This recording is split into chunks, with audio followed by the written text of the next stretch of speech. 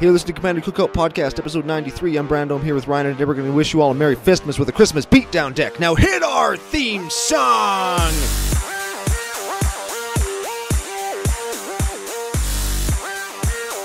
Hey, Ryan. We're back for yet another whirlwind adventure.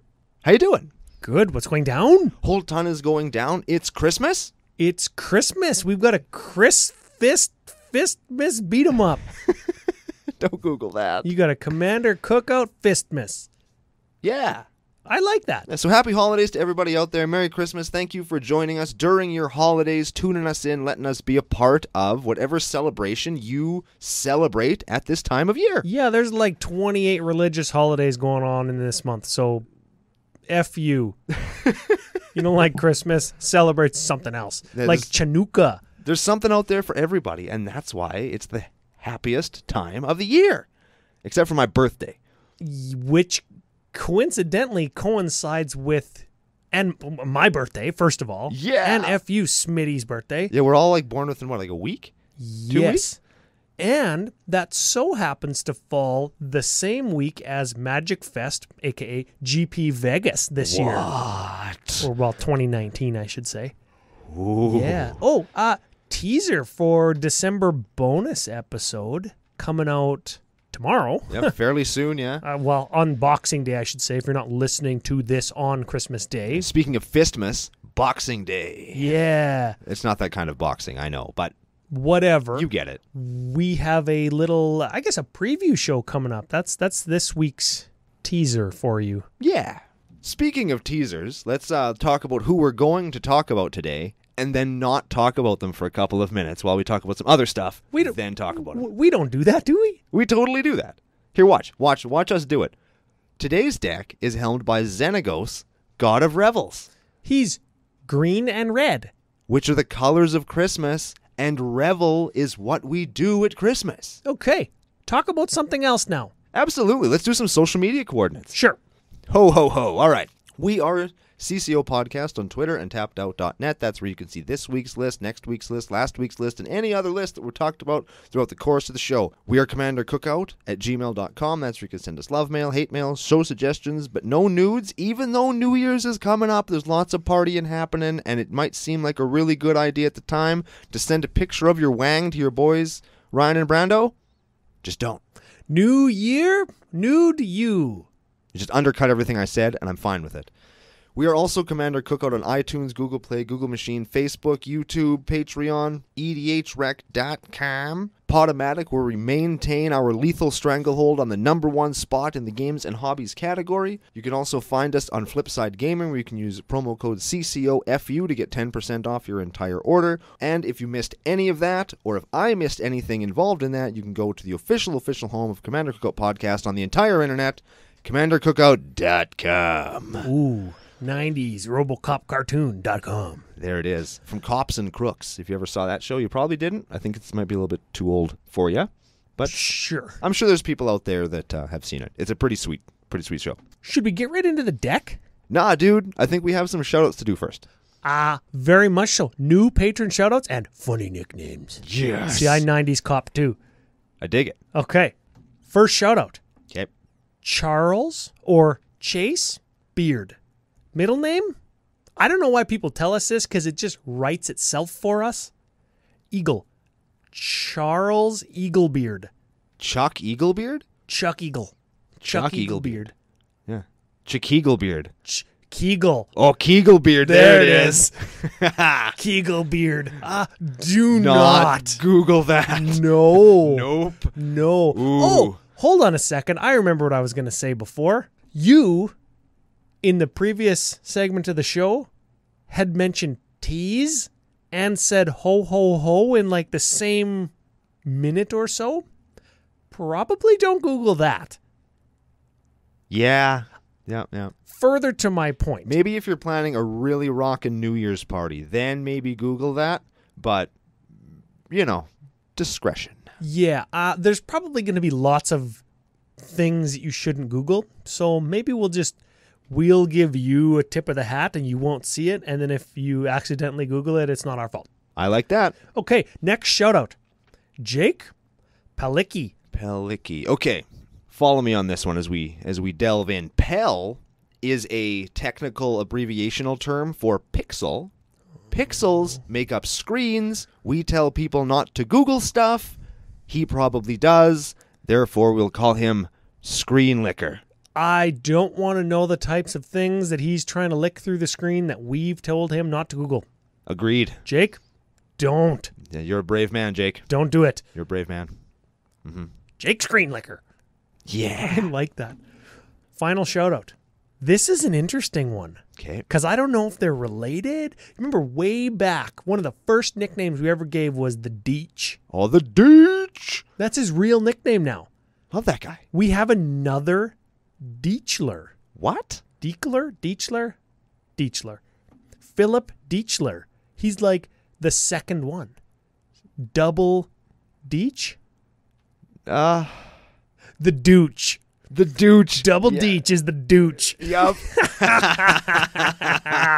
So excellent. Oh, I like that. Deech and Dooch. I hope they know each other. Deech and Dooch. I never said it before. Speaking of 90s cops. There Deech and Dooch. Sounds like a buddies cop show. I like this. That is excellent. So you guys got to meet up and let us know how that goes. Unless you already know each other, and then you can just be like 90s cop, beat 'em up. Dig it. So excellent. Yeah. Should we talk about a deck?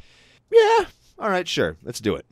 Zenny, give him a read. Okay, Xenagos, God of Revels, is an indestructible, legendary enchantment creature that is a god. 6/5 for red, green, 3. As long as your devotion, that means you have pips of the appropriate colors in the casting cost of cards in play, and your devotion to red and green has to be 7 or more. Yes. He is a dude. If not, he's just an enchantment. And he says, at the beginning of combat on your turn, another target creature you control gains haste and +X until end of turn, where X is that creature's power. So, couple things. If he is not a creature, that ability still works. Correct. He's indestructible regardless.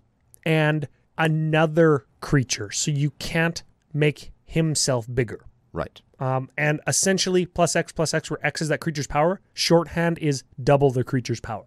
Yeah. So if it's got 6 power, it's going to have 12 power. Also correct. This sounds like a Brando deck. Oh, it sure is. No, before we get into the deck, I have to preface this by saying it's the holidays. Okay? Okay. Maybe you're hanging out with your friends on the holidays playing some Magic. Maybe you're not. Maybe some of your buddies are away. They're going to PA. They're going to see their families wherever they are. So your play group might not be around. Maybe there's only 2 or 3 of you. Oh, I see. I know what you're going to say. Yeah. Maybe you show up early for game night and it's just you and your buddy. You need to get a quick game of pick up, beat 'em up in. Yeah, you don't want to play CDH 1v1 because that's no fun. So this is your one-on-one Magical Christmas Land super fast game deck. And it's a Magical Christmas Land deck. And it's a Magical Christmas Land deck. Dang. Where it can go from being, ho, that's pretty funny, Brando. That's kind of a fun deck, to holy goddamn shit, what the hell happened to me? It can do both of those things. Yeah, like too much eggnog and you have to literally sprint to the bathroom. Correct. You wonder what you did, and then this deck is about as fast as the poo that comes out of you after the nog. He cracks the toilet bowl. It's like shooting a shotgun off in a pail of water. Like it. Okay, let's start with some Creech. Let's do it. We're going to start, like I like to do, alphabetically. What the hell? With a Zerta Druid. We played him last week. We did. 1/1 for 2, tap him for a green, and whenever you tap him, it deals 1 damage to each opponent. Also, it looks like she's holding a Christmas light. Or a ball. Christmas ball. Or a Christmas ball. I thought it was a dude. We're not sure. Yeah, it could be. Whatever. Let's go on to another one that has kind of a glowing ball on the art, in anger. He's naked and angry. I'd be angry if I was naked. It's cold here, man. Dude, new year, nude you. Oh, We're yeah, gonna right. be naked all year next year. Good thing this isn't a video cast. What about you two? Oh, no. When anger's in your graveyard and you control a mountaina, creatures you control have haste. And he got haste. I like it. Let's talk about creatures with haste. Sure. How about Ball Lightning? It's got haste and trample. And it's a 6/1. And at the end of your turn, it dies. And it costs 3. So let's just do the math here. 3 mana gets you 6 power. That's pretty good on the old vanilla scale. Yeah. Pretty good. Absolutely pretty good. That's like really good. Yeah. We got anything else like that? Maybe. Okay, let's find out. Let's see. How about Blitz Hellion? 5 mana, 7 power, trample haste. At the end of turn, shuffle it into your library. Ooh. Okay. You could paint this guy to look kind of like an evergreen tree and put a star on his head, and he'd look like a Christmas tree. Hey, yeah. You know what? We have some big announcements for our bonus episode for December. One of them is going to be more gifts, like we've been giving away all of December. So maybe you can get a Blitz Hellion for Christmas next year. Ooh. I'm just throwing it out there. Yeah. If you want a Blitz Hellion, okay. Well, hey, man, after hearing the rest of this deck, everybody's going to want a Blitz Hellion. Yeah, Let's keep going. We'll prove that. How about a Butt Braid Elf? AKA Blood Braid Elf. AKA, how do we make this Christmassy? Don't care. Yeah, it doesn't matter. 4 mana, 3/2. So we're failing on the vanilla already. She got haste. Cool. Cascade. So you reveal cards from the top of your library until you reveal something that costs 3 or less, and you cast it without paying its mana cost. You could reveal a Ball Lightning. Yes, you could. And now all of a sudden you have 9 mana. 9 power for 4 mana. Ooh. Okay, I'm on board with this. The spicy meat. You know what else you could cascade into? Bogart Ram Gang. Ram Gang. Yep. Okay. Yep. Gruul, hybrid for a 3/3 haste and wither. So when he deals combat damage to a creature, it deals damage in the form of -1/-1s. I like it. It's like half poison, half infect. Digs it. Okay, so that's another 3/3 for 3 with haste. Yeah. Okay, I like it. Okay, how about Fanatic of Xenagos? This one I'm going to actually have to read on the card because I don't know what this card does. I know what it... okay. You know what it does. Just think of all the other cards. Does it have trample or haste? Both. Okay, 3/3 for green, red, 1, trample. Okay, so far it only has trample. Tribute. As this creature enters the battlefield, an opponent may choose to place a +1/+1 counter on it. Okay, that's what Tribute 1 is. It's got Tribute 1. It could put a +1 on it. Okay. When Fanatic of Xenagos enters the battlefield, if Tribute wasn't paid, it gets +1/+1 and gains haste until end of turn. What the hell? So you make it bigger or you make it bigger. Yep. You make it bigger once or you make it bigger forever. Okay. Yeah. So either way, we're getting 4 power for 3 mana. Pretty good. Sure. How about a Flamekin Brawler? This fails our little testy thingy. 0/2 for 1. That sounds terrible in EDH. Well, it's 0/2 for red. Red gets +1/+0 until end of turn, so fire breathes. Yeah. So late game, you just pump mana into it, I guess, right? Yeah. And you just slap people with it. Yes. Yeah. Okay. All right, how about Genesis? At the beginning of your upkeep, if Genesis is in your graveyard, so it's a 4/4 for 5, and you got to have that out and then have it die? Or you could just chuck it or whatever. There's all kinds of ways to get that thing. Sure. Turn 1, don't play a land. Discard Genesis. There you go. Value. Yeah. That's what you do with anger, too. If Genesis is in your graveyard at the beginning of your upkeep, you can pay green 2. If you do, return target creature card from your graveyard to your hand. How do creatures get into our graveyard in this deck? They just die at the end of your turn. Yeah, like your Ball Lightning at the end of your turn, it just dies. Yep. Guess I'll just die then. That's what I always say. Turns out that my motto has turned into a deck. Sure. How about Goblin Rabblemaster? 2/2 for 3. Other goblins you control attack each turn. And at the beginning of combat on your turn, put a 1/1 red goblin with haste onto the B. Okay, and whenever Goblin Rabblemaster attacks, it gets +1/+1 till end of turn for each other attacking goblin. So it forces your opponents to block goblins so it doesn't continuously get bigger, and then you're letting your other bigger, better, badder creatures get through unblocked. Yeah. I like that. Okay. I thought, okay, of course Brando included a goblin, but no, okay, I understand how it's in there now. This is my Christmas list, and I'm going to put whatever I want on it. Did you put a Yule Ooze in here? I actually thought about it, but no. Thought about it, but it is it's an unglued card. Yeah. It's a Christmas card, but I think it has a silver border, right? Yeah. Yeah. Okay, fine. Let's do the other half of the Christmas ball theme. We got Ball Lightning, and we have Groundbreaker. Balls and Groundbreakers. Yeah. That's definitely not what I call myself. Green, 6/1 trample, haste. At the end of your turn, sack it. It's a ball lightning, but it's green. It's the color shifted ball lightning. Sweet. And they hit a couple bucks for a while too, because of modern. They're actually in a modern deck that I built like 3 years ago, and it totally sucked because Bloodbraid Elf wasn't in the format anymore. But now that Buttbraid is back, that deck is so good. I think. Bloodbraid, Aether Vial, Hardened Scales, all those things. All right, next up we got Hell's Thunder.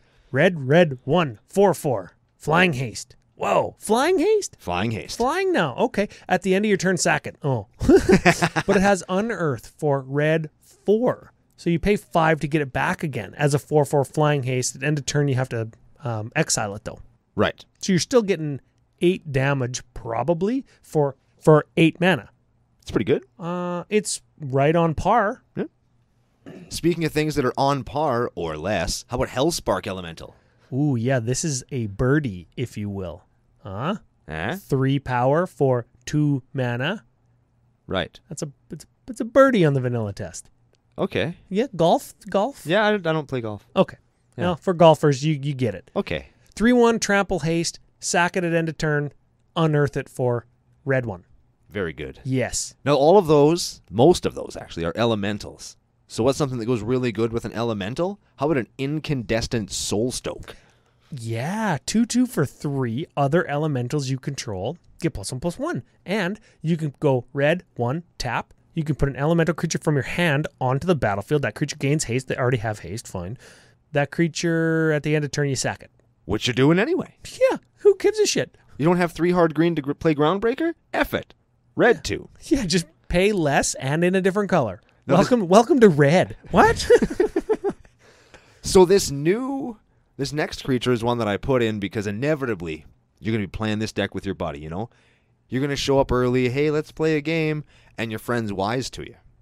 He's wise to you. So he's going to bust out some stupid crap that plays like Dragon Claw or Soul Sisters or some other life-gaining douchebaggery. So what are you going to do to get around that? Are you specifically referring to me and Karlov? Maybe. Maybe I am. So let's talk for a second about Cabbie Predator. You could also be referring to me in the game lands that I like to play. We just talked about them last week. Who knows? Who knows? F you. Christmas F you.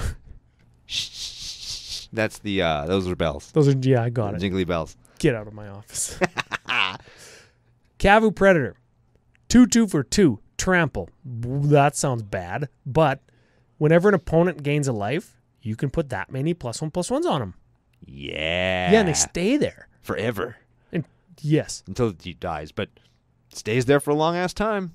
Excellent. How about Lightning Serpent? Oh, if this was a 1/1, it would be terrible, but it's a 2/1. So, 2/1, trample haste, enters the battlefield with X +1/+0 counters on it, and it's red X. At end of turn, sack him. He's an elemental, and X is always X +2. So, like, it's cool. Yeah, it's a cool card. Okay, he's like your fire breather guy late game. You just drop him and bash in. Exactly. Speaking of dropping people and bashing in, Nova Chaser. Champion and elemental. So when he enters the battlefield, you have to sacrifice. You remove an elemental from the game, and then when this guy dies, you get that elemental back. Oh, yeah, that's right. And he is a trampler for red 3. Tell him how big he is. How big he is. He's a 10/2. And you don't sack him at end of turn. Nope. You sure don't. So here's the thing. We haven't beat this point to death yet, but Nova Chaser with your Xenagos? Yeah, we haven't really talked about how Xenagos impacts the deck yet, have we? So you're seeing all these X1s, X2s, and being like, well, they just like... They died to a 1/1 first striker. Xenagos makes that guy a 20 power, like a 2012. Yeah. With trample and haste. Okay, I don't mind this. I don't mind this. Speaking of dudes, they're going to make your dudes big and give them haste. How about an Ogre Battle Driver? Ogre Battle Driver makes me huge and makes me fast. Don't Google that. No. Red 2 for a 3/3. When a creature enters the battlefield under your control, it gets +2/+0 and gains haste until end of turn. And if you have your Xenagos, that's 4. And haste. And super haste. Yes. Strictly for blocking, how about a Predator Ooze? Ooh, green, 1/1, indestructible. Whenever it attacks, isn't it for blocking? It can also, read the rest of it. Okay. Whenever it attacks, put a +1/+1 counter on it. Whenever a creature dealt damage by predatory ooze dies this turn, put a +1/+1 counter on it. Yeah. Okay. So it blocks little dudes, then it gets big, or it swings in and gets big. Okay. He gets big. Okay. He's good. He's indestructible. He's probably hard to block with your Xenagos because you can't block him with a 2/2 and have it live, right? Because he's a 2/2 with Xenagos. He's a 3/3 because he gets a counter. He's Whenever turned he into attacks. a 2/2, Oh, yeah, gets a that's counter, right. he's a 3/3, and then he's a He's a 6, 4/4, then he's yeah. a 7/7. He's huge. Okay, so he grows with Xenagos. Okay. Now we're talking about haste. We're talking about big power. We're talking about swinging with big dudes. How about Primal Force Mage? Oh, I like this one. 2/2 for 3. Whenever another creature enters the battlefield under your control, that creature gets +3/+3 until end of turn. Yeah. That's +6. Yup. So, okay, so you play your Ball Lightning, and then it becomes a 9/4. Mm-hmm. And then you swing with it because it's got trample and haste. Yep. And then it gets +9/+9. Yep. So it becomes an 18/13. They're going to get hit so hard, that's the year that your opponent is going to feel like they're in. Yes. They're going to feel like me a couple weeks ago when I had the flu and I felt like I was in like the 1800s because I thought I was going to die. If this is Oregon Trail, I would be dead. All right, let's go to Rakamar. Ooh, 4-drop 2/2 haste. Okay. Red, tap, put a 3/1 elemental creature token with haste into play. And you just get to keep it. Yeah. So they're going to waste all their dudes blocking your bigs, and your 3/1s with haste are just going to get in every turn. Or if you only have a Rakamar, it'll turn... Let's say you have a Rakamar and a Primal Force Mage. You make a 6/4, turn them into a 12/10. Get in there for 1 red. 12/10 for 1 red? Yep. I don't mind that. That's value. Merry fist balls. You can Google that. I don't mind. You'd probably get some funny things if you Googled that one, yeah. See, if you were Googling fist balls, you might find somebody who got their reality smashed. Yes, Reality Smasher, 5-drop, 5/5, trample haste. When he becomes the target of a spell an opponent controls, they have to counter that spell unless they discard a card. What? Reality Smasher is insane. The picture's insane. What he does is insane. And he swings for goddamn 10. Yeah, I like that guy. You do need a colorless mana to cast him. Yes, you do. And in a deck that demands like red, Red, then green, then 4 and a colorless. Okay. It'll be tricky, but we can do it. Okay. We can do it. How about Scoos? Scavenging Ooze is a 2/2 for 2. You pay green, exile target card from a graveyard. If it was a creature, he gets a +1, and you gain a life. Yeah. So a little bit of graveyard hate, that's cool. And he gets big and a little bit of life gain. A little bit of everything. Lots of stuff going on with Scoos. I like him lots. Yep. How about Skizzik? Oh, yeah. Skizzik, Invasion Original. Done by Ron Spencer, my favorite Magic artist. Ooh. Yeah, so double win there. And he's a 5/3 trample haste for 4. And he's got a kicker of red.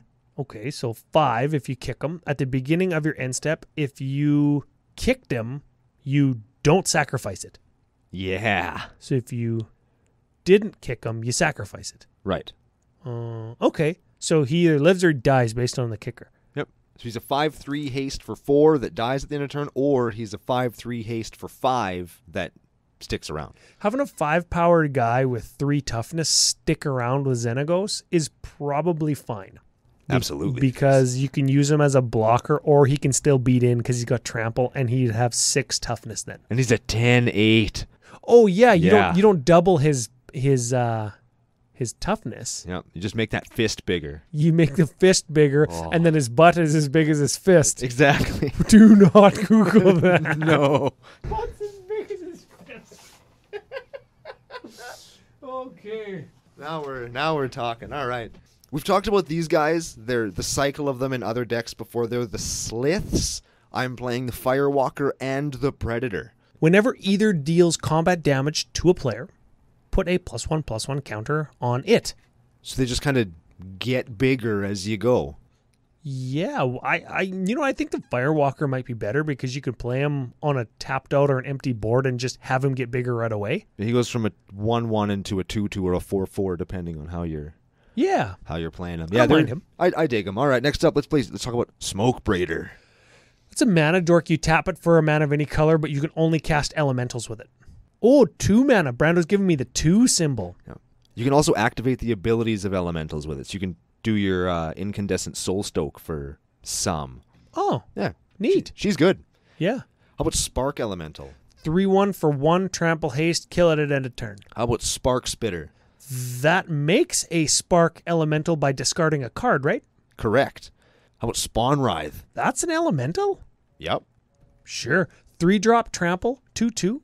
When it deals combat damage to a player, put a token into play that's a copy of Spawn Writhe. Yeah, baby. Yeah, that's pretty cool. So we're talking about trample, we're talking about attacking, we're talking about swinging in big time. How about Stonebrow Corrosion Hero? 4/4 trampler for 5. We're doing okay. Whenever a creature you control with trample attacks, it gets +2/+2. Ooh. So pretty much everything has trample and would get +2/+2. Then when it swings, it gets... It wouldn't count for Xenagos, but it's 2 more. Sometimes all you need is 2. Yeah, I like that. Yeah. Or how about Temur Sabertooth? Yeah, 4/3 for 4 for green 1. Now get this, green 1. You can return another creature you control to its owner's hand. So you bounce your dude in response to removal, I would assume, or in response to your ball lightning dying. Yeah. Okay. If you do, if you want to, Temur Sabertooth gets indestructible until end of turn. Yeah. What? So you pound wholesale ass with your ball line. Let's say you smack him for 18. Take 18, son. Oh, God, am I glad that's over. Temur Sabertooth that ball lightning right back to my hand. Yes. Let's do that again next turn. And it's got haste. Yeah. Yeah. Excellent. Let's do the last creature. Thunderblast. 7/2 for red, 2. Haste. Thunderblast has tramp as long as it has a -1 counter on it and it has persist. So when it dies, it comes back as a 6/1 trample haste. Yeah. I like it. I like it a lot. So there's our dope-ass creature suite. So you can kind of see what we're going for. Most of the other cards are going to support that.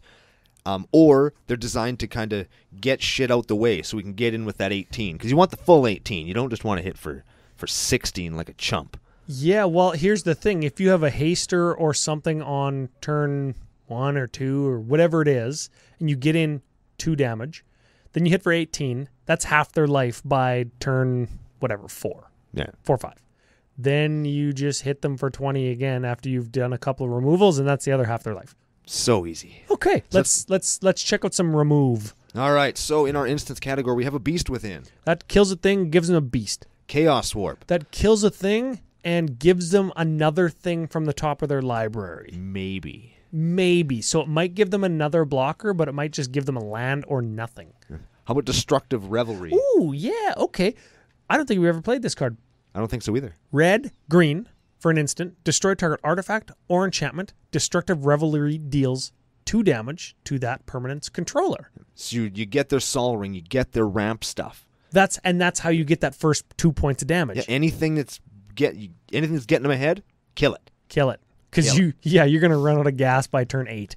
Now let's say they're going to be dead by then. Let's say you've run out of gas by turn 6. Ooh. Let's say you're having a really good game, but it just isn't getting you there. What would we do? We could play a Momentous Fall.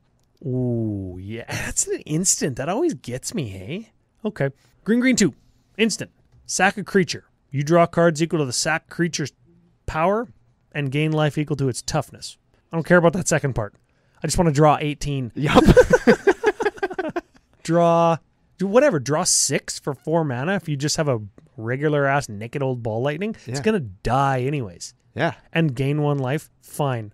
I guess I'll gain a life. Yeah, but drawing 6 is probably better than gaining a life. Yes. Okay. Okay, next we've got Searing Blaze and Searing Blood. Both instants, both for red. Searing Blaze deals 1 damage to a creature, 1 damage to that creature's controller. If you did landfall, so if you had a land enter the battlefield, it deals 3 damage to the creature, 3 damage to the controller. So you're going to get that first 3 damage to the player, and you're going to get a blocker out of the way. Very good. Searing Blood deals 2 damage to target creature. When that creature dies this turn, Searing Blood deals 3 damage to that creature's controller. Same exact thing. Basically, yeah. You're killing a creature, then you're dealing 3 damage to somebody. Yes. I don't mind that. In the last instant, we have a Volcanic Fallout. Just in case, right? Yep. Not your turn. Lots of your creatures are just going to be dead. You're not going to have very many creatures on your turn. So red, 1, can't be countered, deals 2 damage to each creature and each player. And that's an instant. I love that card. Yeah, I like that. They built it to counter Bitter Blossom. Sure. In 5-color control, you would end of turn, you roast all of their Bitter Blossom tokens away. All right, let's do some sorceries. Wait a minute. What do we always say when it's red or green, Ryan? Brando always plays Decimate. Read yes, it. I do. Decimate. Red, green, 2. Destroy target artifact, target creature, target enchantment, and target land. It's my favorite card. It will always be in every red and green list I ever build, ever. Here's the thing. Whenever you play Decimate and I'm in the same game, you always pick something that I play. Well, I'll stop playing good stuff. Have you heard our show? I play bad stuff. Did you hear the last episode? You play the best stuff. Oh, yeah. That's the only exception, I swear. All right, let's keep going with some sorceries. We've been talking about Trample. We've been talking about Haste. We've been talking about Beating, Wholesale Ass, Elemental Appeal. What? Sorcery for red. Holy jeeps. Kicker, 5. Wow, we're not even done yet. We're not done paying mana for this card yet. Put a 7/1 red elemental creature token with trample onto the battlefield. And haste. I missed that part. Okay. Exile at the beginning of the next end step. Whatever. If elemental appeal was kicked, that creature gets +7/+0 until end of turn. So it's a 14/1 for 9. 14/1 trample haste for 9, which turns into a 28 fucking 15. Yeah, we don't even know. I don't even math that good. All right, let's keep talking swords. We've got a Hull Breach. Destroys target artifact or target enchantment or both. Hurricane. Kills everything with flying. Actually, it's X damage to each creature and each player. Each creature with flying. Yeah, I still said it wrong. God damn it. Life's Legacy. Life's Legacy. We've played this a couple weeks ago, right? Yes, we did. Green 1, as an additional cost, sack a creature. Draw cards equal to the sacrificed creature's power. So again, that's draw 6 for 2? Yeah. Or draw 14 for 2. Oh, but we're not gaining 1 life with this one. Yeah. That's the trade-off. 2 mana, 1 life. Dang. Restock. So, we've sacrificed our, what is it, Groundbreaker? Groundbreaker. And Ball Lightning. And Ball Lightning. So now we pay green 3 to return 2 cards from our graveyard to our hand. Oh, goodness. Yeah. And then we exile it, but we don't care because we're going to deal like 24 more damage. Okay, good. Maybe we hit him with our Groundbreaker for 18. Life's Legacy'd him away, drew 18. We can use the restock to get the Groundbreaker and the life. Oh, yeah. I like go. that too. Draw 40, take $1 million. At least it's at least $1 million. I love this deck. Last sorcery, Rolling Earthquake. Red X, deal X to each creature without horsemanship. And each player. That too. How many creatures have you ever played that have horsemanship? 1. It's a question for everybody. There's like 1, yeah. And that's it. And that's why that card is good. All right, let's talk about some enchantments. Oh, I can tell that this might be fast. Yup. Concordant Crossroads. All creatures have haste. Mass Hysteria. All creatures have haste. Into the Web of War. I assume that gives creatures haste and also +2/+0. Primal Rage. All creatures have trample. Pandemonium.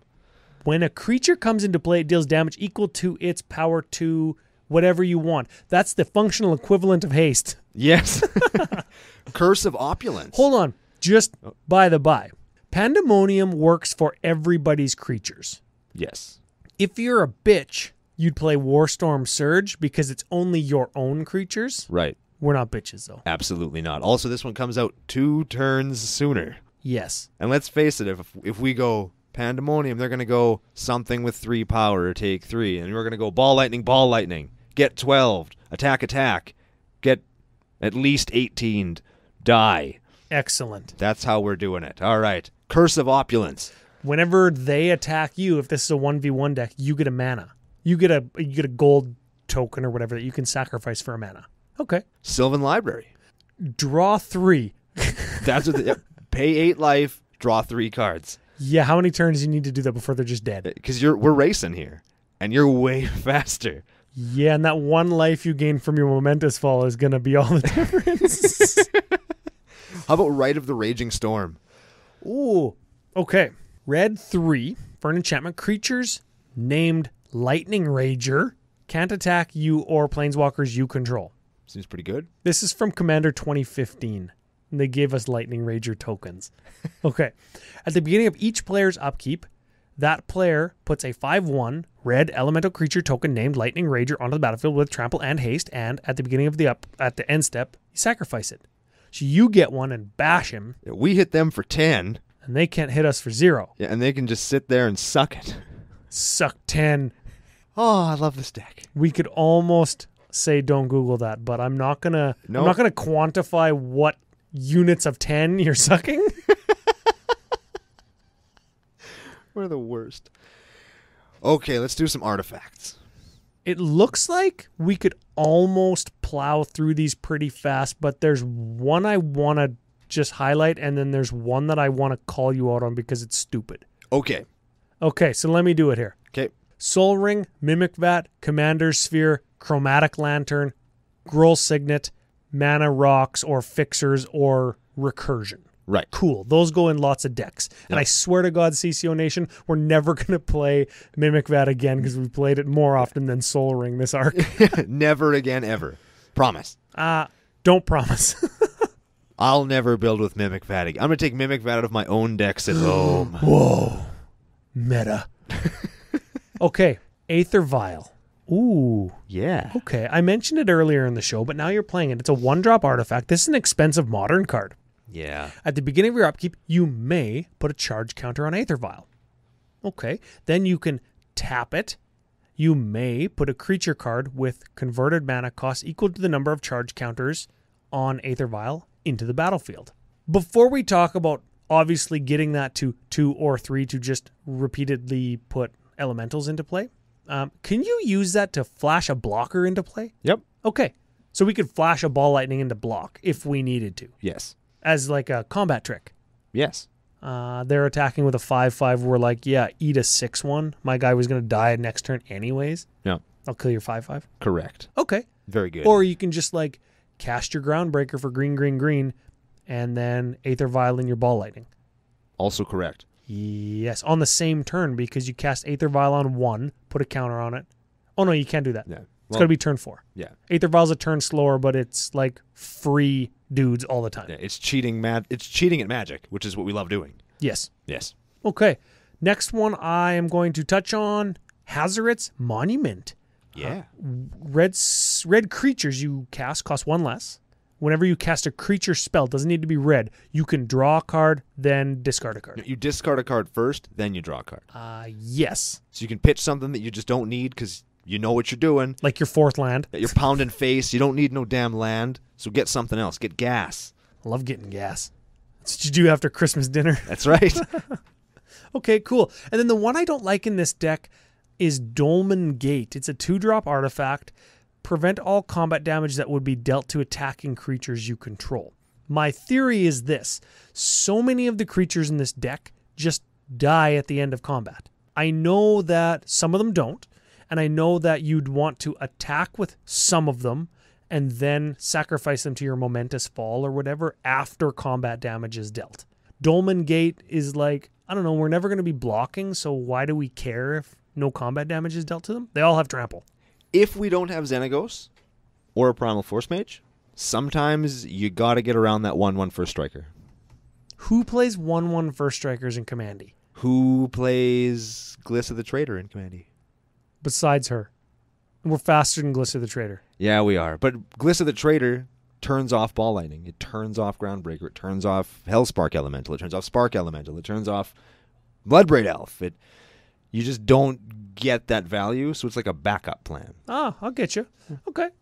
You could cut it if you want, but I threw it in there just to show that I'm thinking.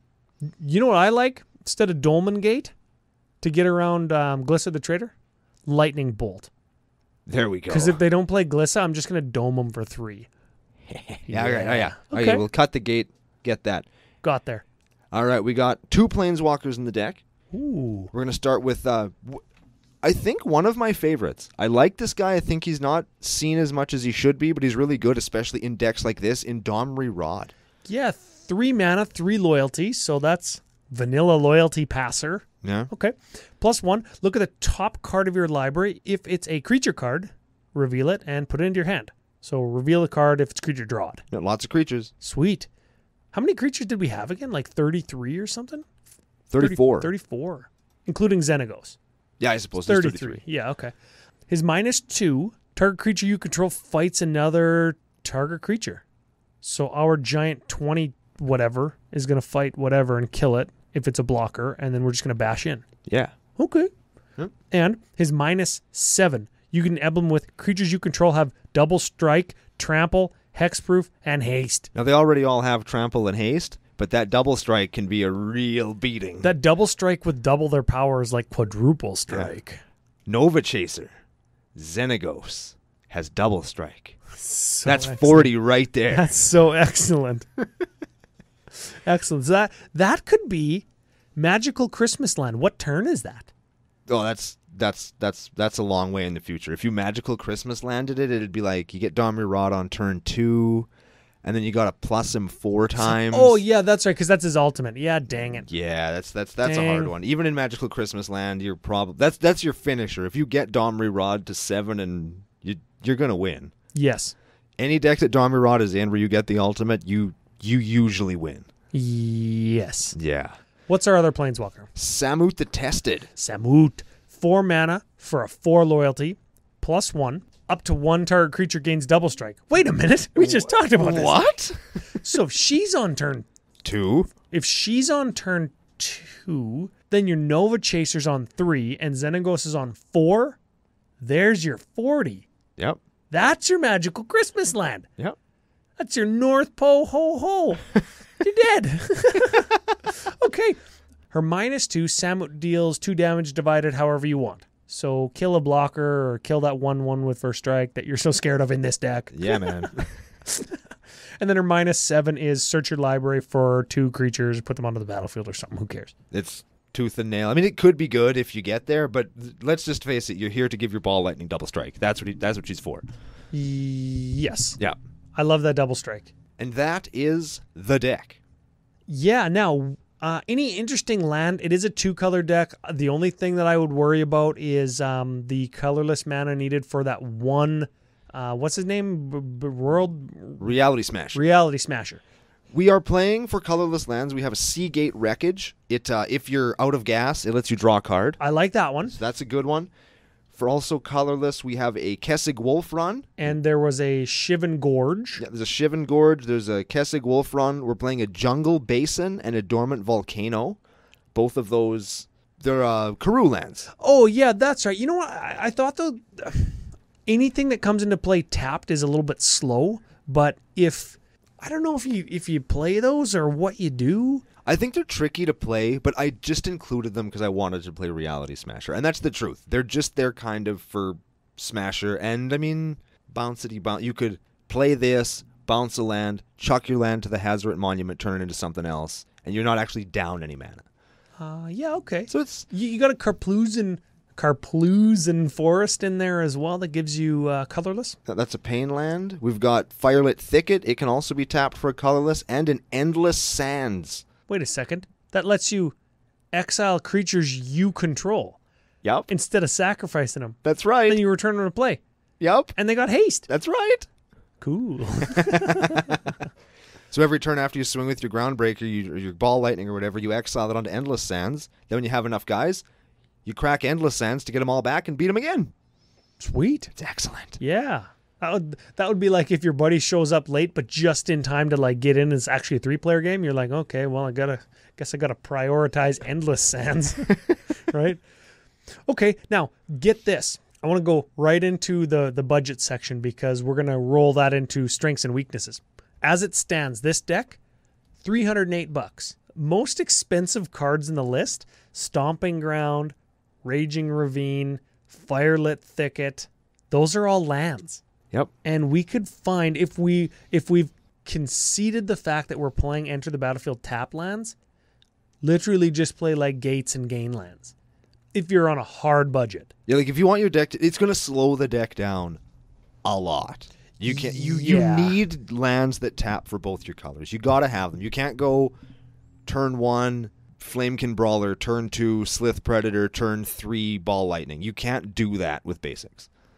Correct. Because that's red, green, green, red, red, red. You can't do that. And you also can't do that with Enter the Battlefield tap lands. Yeah, like you gotta stay on curve, and unfortunately that's going to cost you some money. You want to do 40 damage on turn 4 with one creature by attacking, you got to invest a little bit of money. Yeah, so get this then. That Dolman Gate that we talked about cutting, $9. Lightning Bolt is like 3. Lightning Bolt it is. Shock it is. 5 cents. It's still going to get rid of a X2 blocker. Okay, and Concordant Crossroads. I would say, what is it, like 90% of what you're playing already has haste. Yes. So if you cut that Concordant Crossroads and those other few cards, $66 you're shaving off this deck, $240. Dig it. Dig it. And I know you could binder build this card or this deck for sure. I actually did binder build this deck for the show. Excellent. I did not use the internet. I used my binder full of cards to build this deck. I actually like it. Okay. I got a couple things. If we are sacrificing so many creatures, wouldn't we want maybe like another regrowth effect or maybe an Eternal Witness? Instead of that Indestructible Ooze, why don't we block with our Eternal Witness for the same converted mana cost and get our Ball Lightning back? I like that. That might be okay. Yeah, we could drop the Concordant Crossroads and play a regrowth. Mm-hmm. Or a reclaim or whatever the hell the one is. Yeah. But you could definitely do that. There's definitely room for growth. And I also like this is not budget section, but like a suggestion is what if we had like a Soul's Magistry and I didn't see a Greater Good in there, did I? Where you draw cards equal to sacrifice creature's power, then discard 3 or something? Oh, yeah. Yeah, Greater Good is good, and Soul's Majesty is 4 mana and draw equal to the power. Yeah. Yep. Dig that too. And along that lines, if you want to spend 5, you could do Rishkar's Expertise. We always talk about how much we like that card. That's a really good card. So lots of card draw in green when you're playing big fat fatties like this. Rishkar's Expertise loses a little bit of steam in this deck. I thought about it because it costs 6. It costs 6 or 5? It's 6. It's You're 6. right. But you have to play a creature first. So you play your Ball Lightning. Okay. So now you've paid 3, then you've paid 6 to draw some cards. And you have to do that before combat. You have to have 9 mana? You're drawing 6 cards and you get a card for free. That's pretty sweet. But what you want to probably do is draw 12 cards. And you can't do that until after combat. And what are you going to play then? Because your creature that you play for free is probably going to die. Yeah. So it's a little bit wonky in this list. Oh, I got one more for you.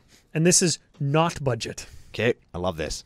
You've got a Cabbie Predator. Oh, yeah. And we talked about maybe Lightning Bolt or Dolman Gate or whatever. Punishing Fire, Grove of the Burn Willows. 100% what I was going to say. Yes. Yes. So the Punishing Fire, whenever an opponent gains life, you can get it back from your graveyard. Yep. And Grove of the Burn Willows gives you red or green, and you give an opponent 2 life. Cabbie Predator is going to get big, and you're going to get your Punishing Fire back, and you're going to be able to kill their blocker again. So good. Yeah. Yeah, it's going in. It's going in. I traded my Grove of the Burn Willows away like an asshole when I got into Standard after not playing for a long time. That was those were the cards that I kind of traded to get my deck going.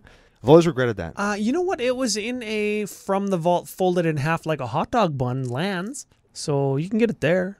I don't know if it's expensive or not, but I think there's still a few bucks, yeah. Yeah, if you want to use Kyla's hair curler to like curl the rest of your cards, it'll match your Grove of the Burn Willows. Strengths and weaknesses? How about instead, we do strengths and weaknesses? Okay. Fast, aggressive, beats wholesale ass. You could say it fists assholes. Don't Google it, but we'll say it. I'm going straight there. Damn right. Okay. 2 color, cheap mana base, sort of. Yes. Inexpensive on the whole. Unless it's your opponent's hole. Yeah.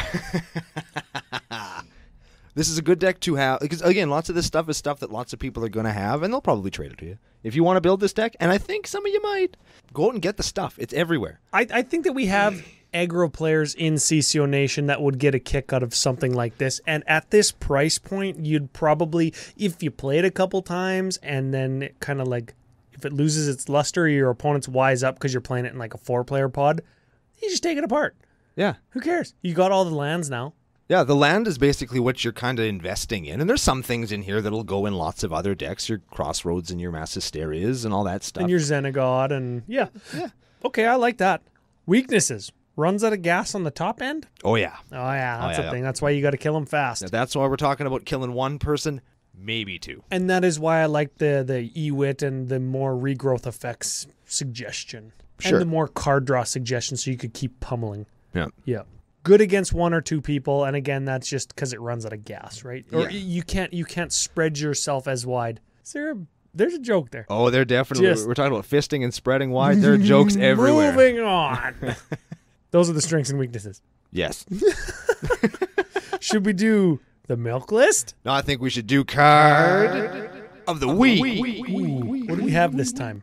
I like Nova Chaser. Nova Chaser. I like Nova Chaser. The 10-2 for 4? The 10-2 for 4 champion and elemental. Now, you can do lots of stuff with this. Now, for spicy purposes, I didn't play her, but you can play the Flamekin Harbinger, which is your elemental tutor for 1 red. So you go Flamekin Harbinger on turn 1, find your Nova Chaser or any other elemental that you want, put it on top of your library.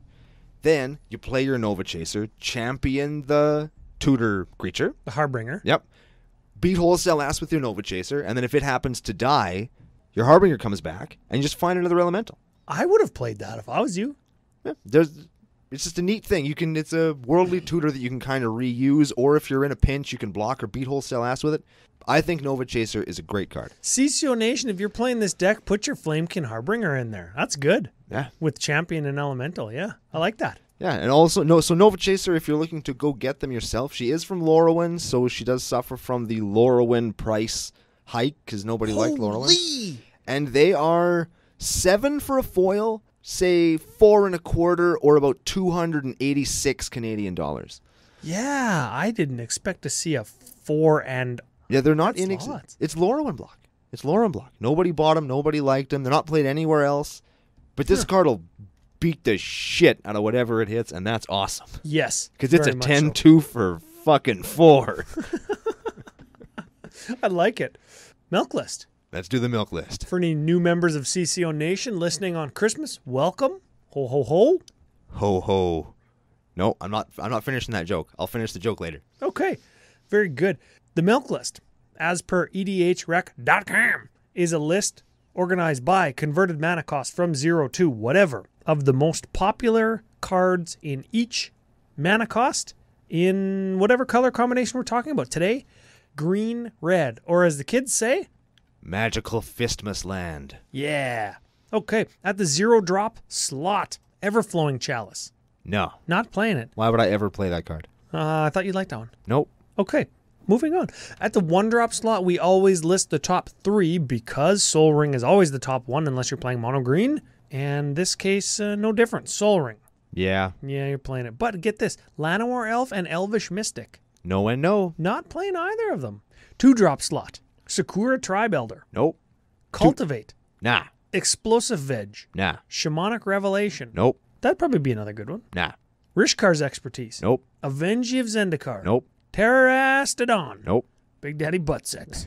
That's at 8-drop. Blasphemous Act at 9. Nope. Primal Surge at 10. Nope. World Spine Worm. No. That does give you like 30 power for 15 mana if it dies. Too slow. Okay, fine. You're not gonna. Yeah, I got 15 power for 3 mana. I don't need no fucking 9 drops. I was gonna say you're not gonna 15 turn clock your Aether Vial. I don't know. Whatever you could.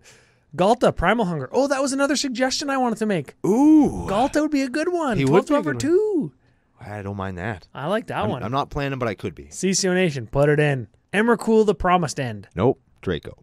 No Draco. Ah! Is that a just Sol Ring milk list? Yeah. Yeah. And if we avoid Sol Ring like we have been in other decks, it's a 0-match milk list.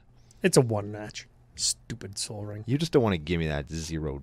Hey, I counted my own soul ring last week. Well, goody for you. Okay, so Xenagos, God of Revels. Turns out he's pretty popular on EDHREC.com. Having not used the internet on this, I knew that he was going to be up there. I wasn't expecting him to be the second most popular commander. Right behind Omnath Locus of Rage. He is the second most popular, and he's got over 1,400 lists, 1,411. He doubles the third place general. He doubles it. That's Rurik Thar, the Unbowed. Yeah, whatever his name is. Average converted mana cost of this deck, 2.91. It's pretty good. Yeah, that's actually good. Yeah. Critical turn. I'm going with Magical Christmas Lantern. Okay. 4. Yeah. That is the turn that if your opponent can't just gain 30 life or like cast a sweeper on turn 4 and 5 and 6 and 7 at instant speed, they're going to die. Optimal game size, 2. Yes. 2 people. Yes. You want it. This is, like we said before, this is the game that you're playing right before the games actually start, or maybe at the end where only one guy wants to play another game. You want it to just go pretty quick. Because one way or the other, this game's going to be over pretty fast. Yeah. Tutors. 0, but you could play 1. You could play that Harbinger. Yes. I could play the Harbinger. Let's just say I did. Okay. For the sake of the formula. Uniqueness ratings. This is cards different than the stock Xenagos list on EDHREC. I hope it's lots. 55. Yes. That's like all the deck almost. Yeah. Some mana rocks and stuff probably match and stuff when I was doing the when I was doing the notes and The stuff. Sol Ring Commander Sphere, that kind of stuff. Yeah. Punch it all in. Spice rating 67. Yes. That's 50 test with honors. Yes, I like that a lot. That is pretty sweet. Okay, That's I like pretty it. good. That's the deck. Turns out it was spicy. Turns out it's fast and it fists ass.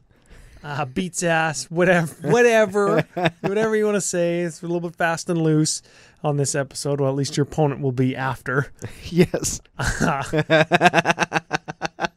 What do you think? Do you want to take us out, wish us a happy festive season, and give us a final thoughts of the day? Sure. Final thoughts of the day. This is probably one of my favorite decks that I've built in probably my whole deck building life, actually. I really do like this, and I wish that it had a little bit more reach in bigger games that I'm tending to find myself in. But I super enjoy this, and I think that you guys really would too if you were to put some of this together. It's fast, it's chaotic, it's madness, it's super splashy and just pretty cool, and it's not something that you see every day. So I hope you enjoyed hearing about it as much as I think that we enjoyed speaking about it. That's all I'm going to say about the deck. I will end off the show on behalf of myself and my man Ryan. I want to wish you all a very, very happy holidays and a great festive season. All the best in the new year when we will come back with our bonus episode and another super exciting series of episodes of Commander Cookout Podcast. Hit our theme song! Ho, ho, ho, ho, ho! Merry Christmas, fuckers! Ho, ho, ho, ho, ho!